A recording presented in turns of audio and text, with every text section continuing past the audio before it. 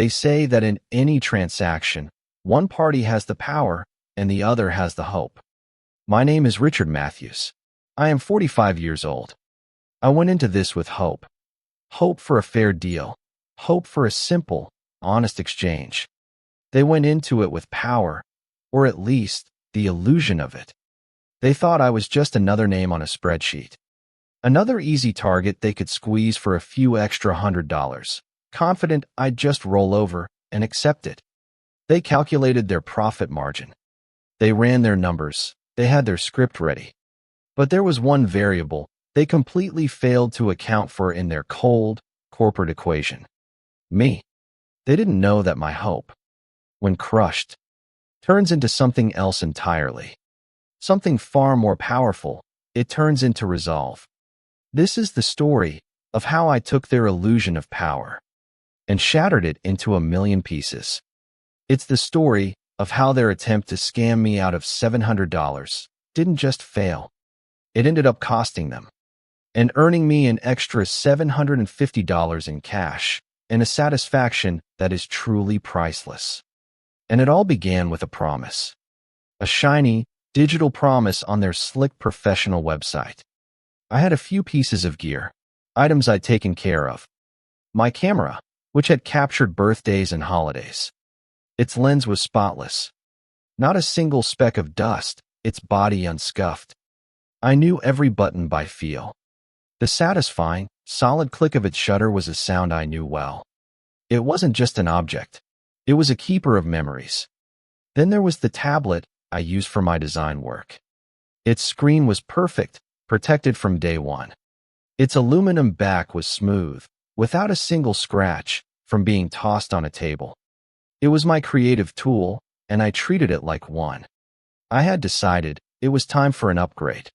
A natural part of the technology cycle. And I'd heard about this company.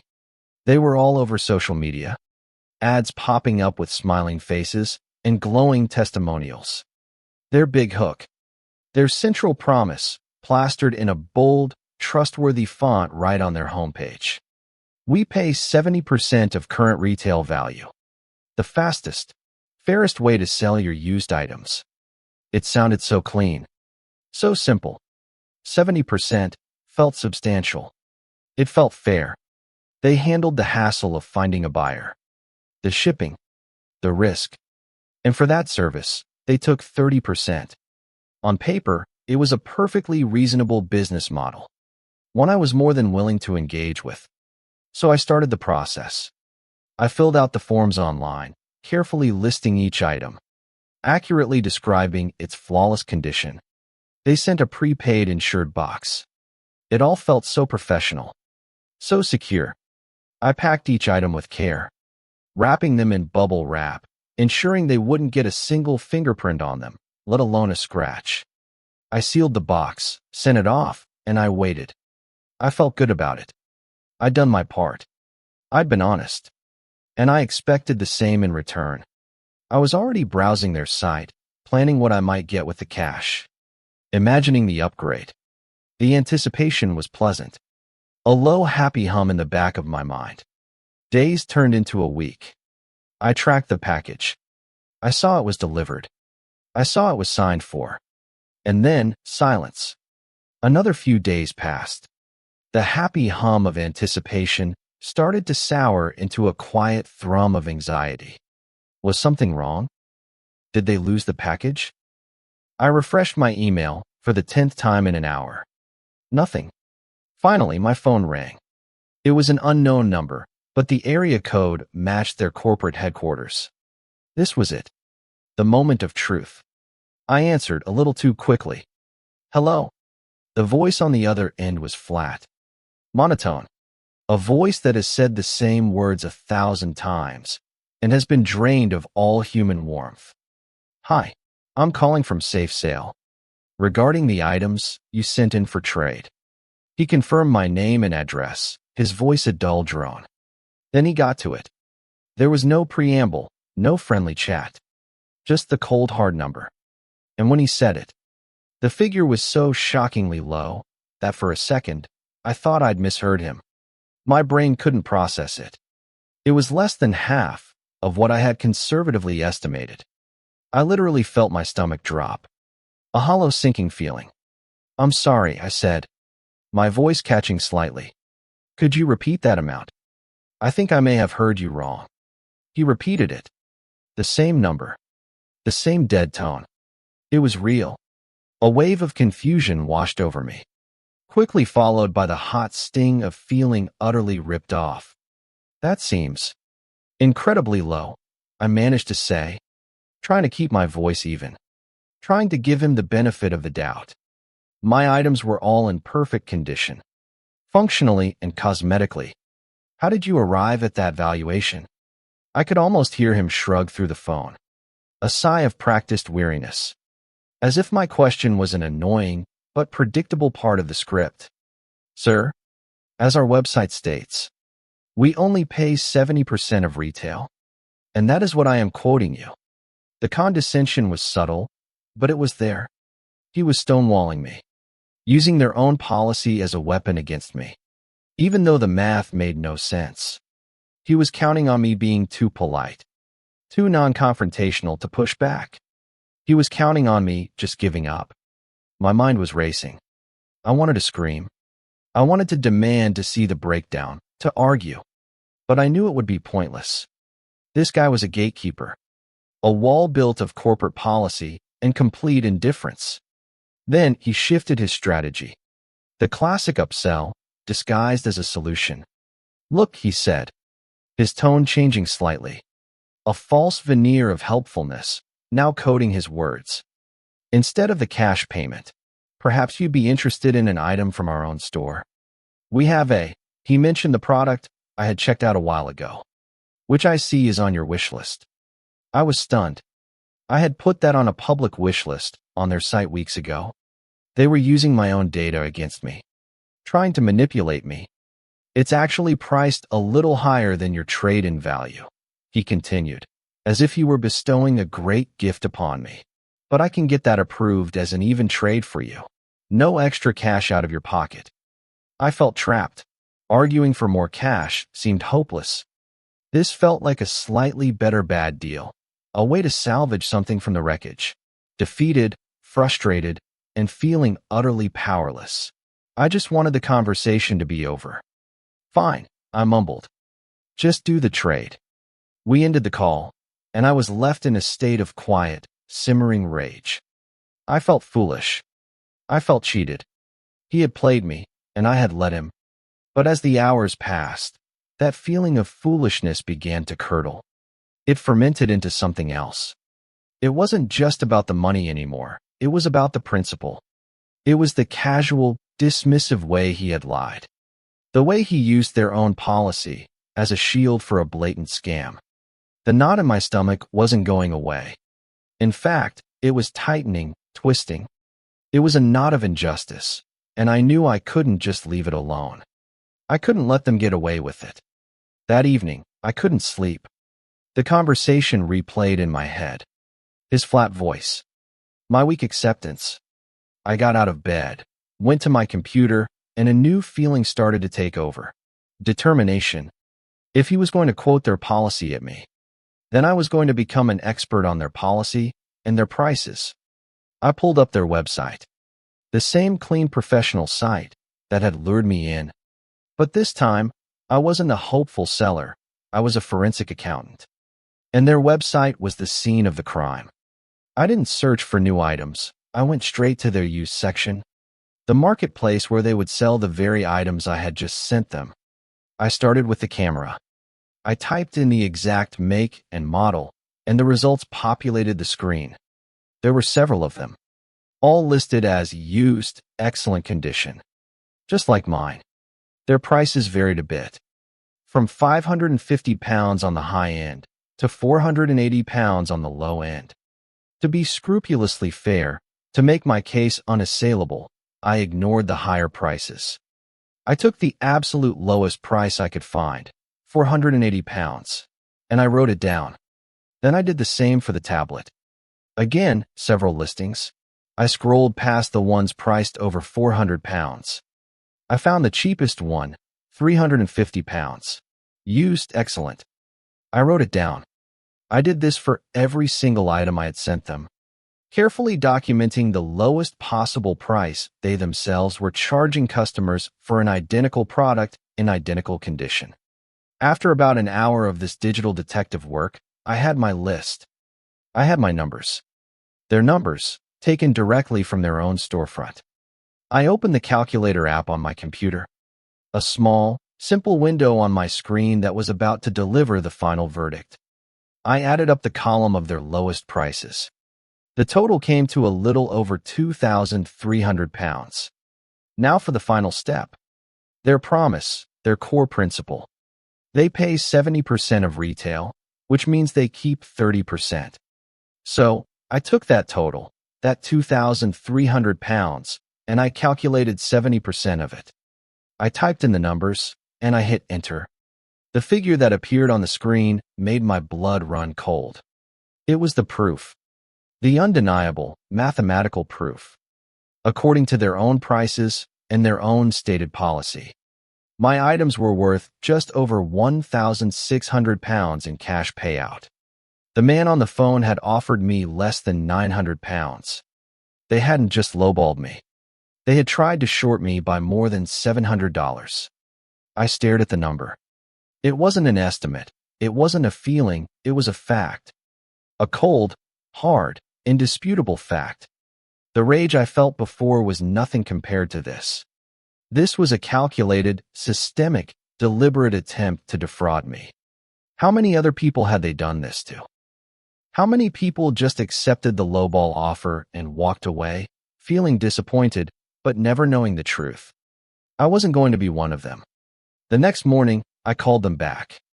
I was no longer confused or defeated. I was armed with a spreadsheet and a burning sense of righteous fury. I got a different representative this time, but it may as well have been the same person, the same script. I calmly, methodically laid out my findings. Hello, I'm calling about my trade-in. I was given a valuation that I believe is incorrect. I explained the research I had done. I've compiled a list of the current lowest selling prices for my exact items, directly from your own website. I gave him the numbers, I gave him the total, I gave him the 70% calculation. There was a long pause on the other end. I could hear him typing, probably looking up my account, probably panicking. But when he spoke, it was with the same infuriating, corporate dismissal. The excuse he gave was so pathetic, so insulting, it almost made me laugh. Well, sir, he began, his voice dripping with false sympathy. The prices listed on the site are for items that have been fully inspected and certified by our technicians. It's likely that your items, upon inspection, were not in as good of shape as the items listed. He was calling me a liar. He was implying that the perfect, pristine items I had sent were somehow damaged, despite the fact the first representative had never mentioned a single flaw. This was their out. Their pre-planned excuse for when someone actually does the math. I pushed back. Are you telling me there was specific damage reported on my items? Can you provide me with that inspection report? I don't have that information in front of me, sir. He dodged. But the valuation is final. There is nothing more I can do. And that was it. That was the phrase that sealed their fate. There is nothing we can do. He thought he was ending the conversation. He thought he was closing my file. What he didn't realize is that he had just opened a door to a world of consequences he and his manager were not prepared for. I said nothing more. I just calmly said, "Okay, I understand." And I hung up the phone. He probably marked my file as resolved. He probably forgot about me 10 seconds later. He had no idea what was coming. I didn't go to a lawyer. I didn't file a complaint with a government agency. I went somewhere far more powerful, far more immediate. I went to the court of public opinion. I sat down at my computer again. But this time, I wasn't researching their prices. I was writing. I wrote down everything. The initial promise of 70%. The insulting lowball offer, my meticulous research using their own website. The $700 discrepancy, the pathetic excuses from two different employees. The final, dismissive, there's nothing we can do. I didn't use angry, emotional language. I didn't swear or call them names. I was cold, factual, and precise. I laid out the math for everyone to see. And I ended every post with a clear, calm warning to other potential sellers. Do not send your items to this company without doing this first. I wrote, go to their website, find the lowest price they are selling your exact item for, calculate 70% of that value. And if they offer you a single penny less, you are being scammed. Do not accept it. I posted it on Trustpilot. I posted it on a popular tech forum. I posted it on a well-known consumer rights subreddit. I posted it on their own Facebook page's comment section. I went everywhere I could think of where a potential customer might look for reviews. I attached screenshots of my spreadsheet. I made my case undeniable. And then, I closed my laptop and I waited. It didn't take an hour. It took less than 45 minutes. My phone buzzed. A notification from the tech forum. Someone had replied, wow, they tried the exact same thing with me last month. I wish I'd seen this then. Then another. Thanks for the heads up. I was about to send them my old laptop. Not anymore. And then, my phone started ringing. I glanced at the screen. It was them. The main corporate number. A slow, wide smile spread across my face. It was a smile of pure, unadulterated vindication. I had their attention. I looked at the ringing phone. I saw their name flashing on my screen. And I pressed the silence button. I let it ring out and go to voicemail. Oh no, you don't get to solve this that easily. I thought to myself, you're going to think about what you did. You're going to sit there and wonder. You're going to sweat. I decided I would let them simmer in the mess they had created for at least a day. The power had shifted completely, and I was going to enjoy it. The next day, I was mentally prepared. I knew they would call back, and I knew exactly what I was going to say. The call came in the mid-afternoon. This time I answered. The voice was different, sharper, and more aggressive. Am I speaking with Mr. Richard Matthews? He barked. You are, I replied calmly. This is Ben Shaw, the regional manager for Safe Sale. I'm calling about some posts you've been making online. His tone was accusatory, hostile, as if I were the one who had done something wrong. He was trying to intimidate me, a classic bully tactic. He made a massive mistake. He launched into a tirade. I don't know what you think you're trying to achieve here, but...